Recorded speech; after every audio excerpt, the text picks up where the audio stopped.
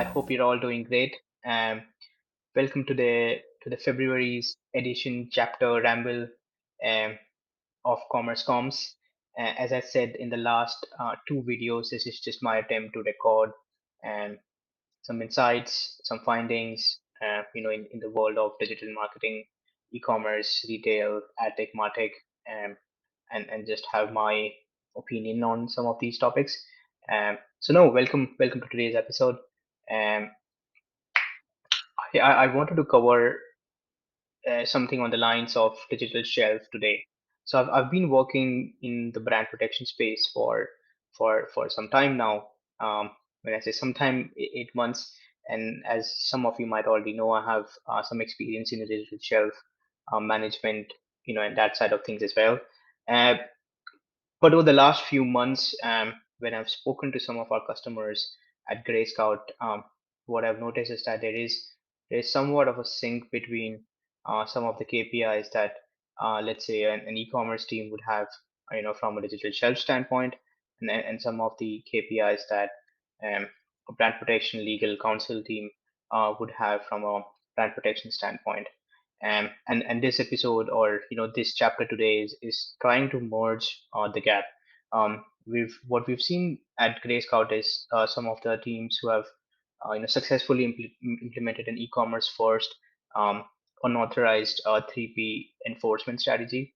Our teams, wherein brand protection teams or e-commerce teams and legal teams and policy infringement teams have worked together. So as you can see on the screen, this is just a quick overview of what my synopsis of the topic is.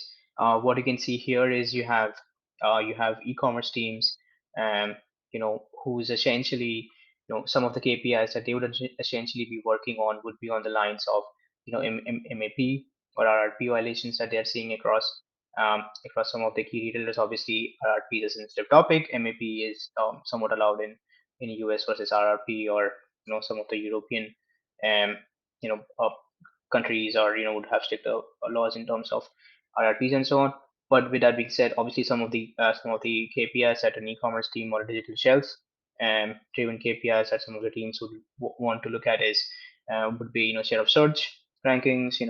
How has that share of search converted into a 1P sale, and not an unauthorized 3P sale as an example.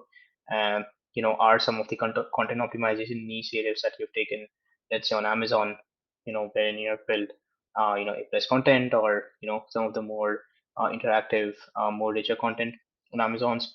All of those initiatives might sort of like go for a toss you know if you lose a buy box as an example to an unauthorized 3P, right?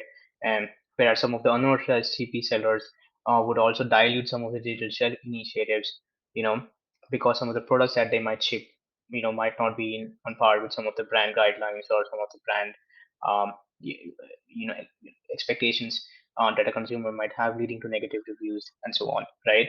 So again, on one side you have unauthorized 3P sellers kind of like violating some of the digital shelf, force initiatives, and really not, caring too much about the customer experience, or how the products are, show to the customers and displayed to the customers and so on.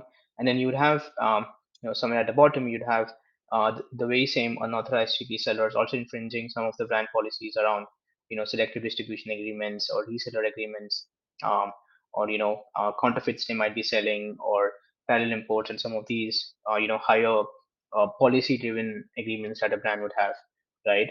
So again, the whole idea with this video is to sort of like show you that some of the KPIs that an e-commerce team would have, um, you know from a brand protection standpoint, and some of the KPIs the legal teams or the policy teams would have from a brand protection standpoint, could be merged when digital shelf is the framework for initiating some of the brand protection initiatives, as an example. The bottom line being, buy boxes are being lost. You're losing your 1P, the probable 1P revenue, um, to an unauthorized 3P who is sort of like coming in and taking advantage of infringing some of these policies that you're seeing on screen, and diverting um, the revenue or the 1P attributable revenue to their, to their pockets, and so on. Again, the bottom line being, not all 3Ps are, are somewhat of a problem. But if these 3Ps are unauthorized 3Ps, if these 3Ps are sort of back channeling the products and tampering with the consumer safety guidelines, or tampering with the uh, you know or tampering with the um, product uh, guidelines, or tampering with the product experience guidelines, then there are probable chances that you might have to take some actions on them. Thank you.